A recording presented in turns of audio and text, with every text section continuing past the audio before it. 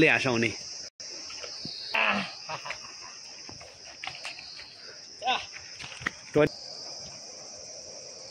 उहिले हाम्रो पालामा त कालो बाटो त हामीले त कति हिँड्थ्यौ अहिले त बाउ पाखाले भान्यो घरै प्रदेश भन्थे हो रहेछ आजकलको यो दिनहरू पनि कति लामो भएछ। अब बाहरूले के भन्थे बुढापाखा पाएपछि घुम्रा सिङ धोती पिङ भन्थे हो रहेछ। भन्छ जस्तो लाग्छ। अब यो माथि गाउँ पुग्नु कति लाग्छ बाबु? लाग्छ होला बाजे अब अलिअलि टाइम। हाम्रो पालामा त यस्तो बाटो कति हिँड्यौँ कति लड्यौँ कति चिप्ल्यौँ कति उठ्यौँ। अहिले यही बाटो 7 समुद्र पारी भयो बाबु। ल अब हिँड्नु पर्यो त।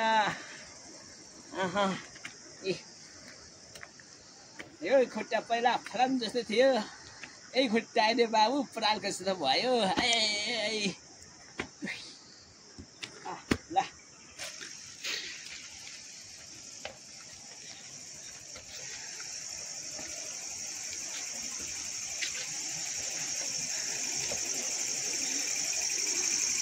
बाबु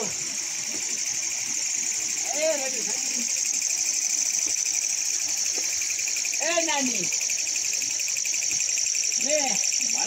भोलि यो हाम्रो बोजैको पैसा लाग्ने गरे बाउहरूलाई छिटो झार्नु गरे 7 बजीभित्रै पैसा लाग्ने गरे भनेर भन्नु है। है हामी ऊपर गयौँ ल नानी।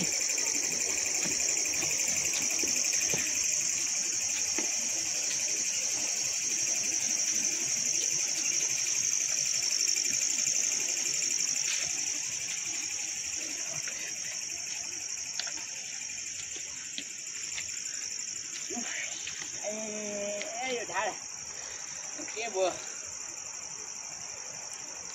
बुझ्ने 50-60 किलोको भारी बोकेर हिँड्थेँ मैले। अहिले यो बुढेसकालले छोपछि 10 केजीको भारी पनि 100 केजी जस्तो हुँदो रहेछ। यो माथि उहिले पहिला गाडी नहुँदाखेरि बाबु हामीहरू खाजा चामल लिएर, अहिले जस्तो चामलको चलन थिएन, अनि करेलाको आलुहरू डल्लो बोकेर हिँड्थ्यौँ। अनि किमना गुन्द्रुक सिन्कीहरू लिएर हिँड्थ्यौँ, घिउ लिएर हिँड्थ्यौँ, अनि तेलमा तोरीको लिएर हिँड्थ्यौँ। अनि बाटोमा भाडा बोक्दै बस्दै जम्मा 10 दिन लाग्थ्यो पुग्नु, 3 दिन लाग्थ्यो। गाईघाट बेलटार लिएर आउँथ्यौँ माथि, त्यहाँदेखि उता माथि गल्छिनादेखि उता माथि उता भाँचपुर चाड पर्छ, त्यो हुँदा बाँच्थ्यौँ। त्यहाँ तल त्यो माथि गल्छिना निस्किएपछि बाबु त्यहाँदेखि झार्थ्यौँ ओह्रालो, तल ओह्रालो यो रिमचिम हुँदै तल सेती बगरा, त्यहाँदेखि भाँचपुर तल त्यो टाक्सार हुँदै टाक्सारदेखि कोट डाँडादेखि हुँदै तल छुट्टे नाला पार पानी भन्थे। त्यता आखुवा म झर्थ्यौँ, आखुवाबाट फेरि उकालो निस्केर बास्टुङ पुग्थ्यौँ। बास्टुङदेखि माथि निस्केपछि माने डाँडा भन्थे। त्यो माने डाँडा त्यता पुगेपछि फेरि ओह्रालो सानो डुङमा ठुलो डुङमा हुँदै तल यति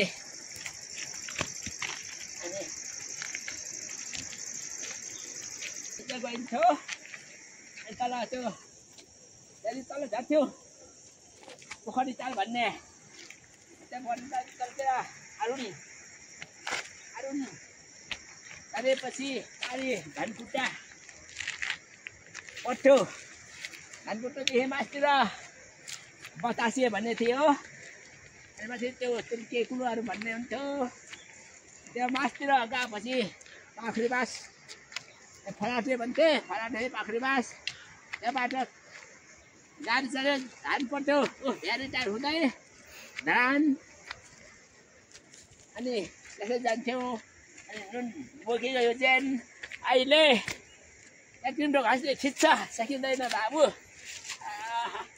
के गर्नुहुन्छ त बाजे त्यस्तै हो नि बुढा हुनुभयो अनि यो अहिले त सेवा सुविधा छ बाबुहरूलाई सबै यो एउटा बत्ती बाल्नु पर्यो भने त्यहाँनिर एउटा के बत्ती भन्थे अनि त्यो सिसाको गिलासमा बत्ती बालेर एउटा त्यो सिरेको खोलको धागो च्यातेर त्यसलाई भिजाएर त्यो बत्ती बाल्ने गर्थ्यौँ कसै कसै हुनेले चाहिँ त्यतिर बाबु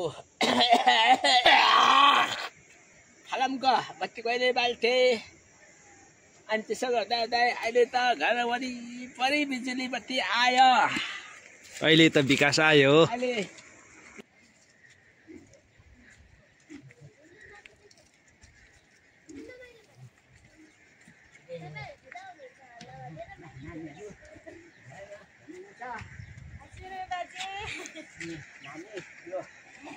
हाम्रो आमैको भोलि त्यो भइसक्यो गर्ने अरे अनि अलिक छिटो भएर हुन्छ है नानी हो